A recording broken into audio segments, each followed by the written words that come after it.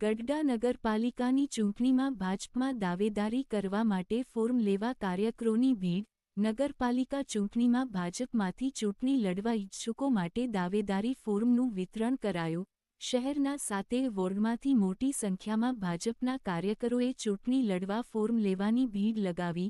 નગરપાલિકાના 7 વોર્ડ માટે ભાજપના 85મી વધુ કાર્યકરોએ દાવેદારી નોંધાવવાના લીધા ફોર્મ. આવતીકાલે નગરપાલિકાની ચૂંટણીના ઉમેદવારોના લેવા છે સેન્સ. ગઢડા નગરપાલિકાની ચૂંટણી માટે ભાજપના કાર્યકરોમાં ઉત્સાહ જોવા મળ્યો.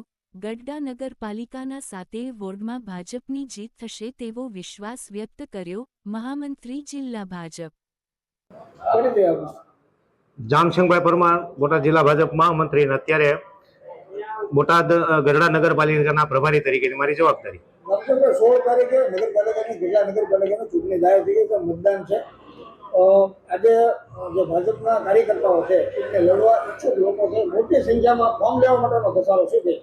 આવતીકાલે 27 તારીખે પ્રદેશે નિમણૂક કરેલા પાર્ટીના હોદ્દેદારશ્રીઓ અહીંયા ગઢડા મુકામે કોન્સિયસ લેવા માટે આવવાના છે. એના અનુસંધાને આજે અમે પાર્ટી તરફથી જે ઈચ્છુક લોકો છે જેને ચૂંટણી લડવી છે એવા કાર્યકર્તાઓને સૂચના આપતા 85 જેવા ફોર્મનું અહીંયા વિતરણ થયું છે. એટલે ઉત્સાહ ખૂબ વધારે છે અને એના કારણે અમને એવું લાગે છે કે પાર્ટી 100% 7 વોર્ડ બહુમતીથી જીતશે.